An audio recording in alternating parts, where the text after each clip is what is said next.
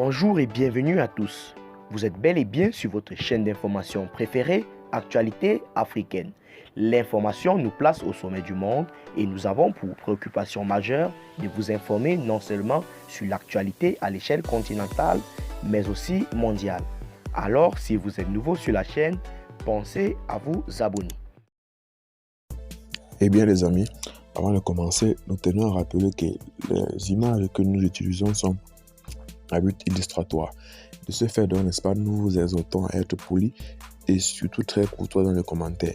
Néanmoins, les informations que nous publions ne sont pas ces informations à but de créer une quelconque zizanie, un quelconque népotisme ou un quelconque mal-être entre vous, les peuples du territoire malien.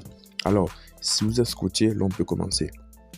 Faisons donc un petit tour du côté du Mali ce matin pour déguster la quintessence de l'information selon laquelle les FAMA seraient montés en puissance. Dans ce sens où ils ont accordé un préjudice ou une occasion à l'UMEAO. En réalité, le collectif pour la refondation du Mali, COREMA, a été le premier collectif à réclamer l'intervention russe dans notre pays.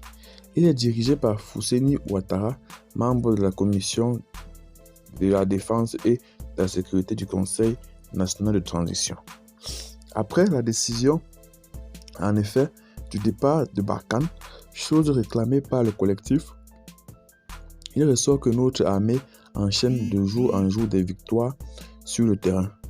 Pour le porte-parole du collectif, Aboubakar Sidiki Fomba, l'armée est en train de se reconstituer. Le COREMA a animé plusieurs meetings afin d'expliquer aux Maliens les nouvelles réformes opérées par les autorités de la transition en matière de la sécurité. Ainsi, le 4 février 2022 dernier, le COREMA a réuni du monde au monument de la Tour d'Afrique de Bamako pour soutenir les décisions des autorités maliennes de la transition et de demander du retrait des forces Barkhane du Mali.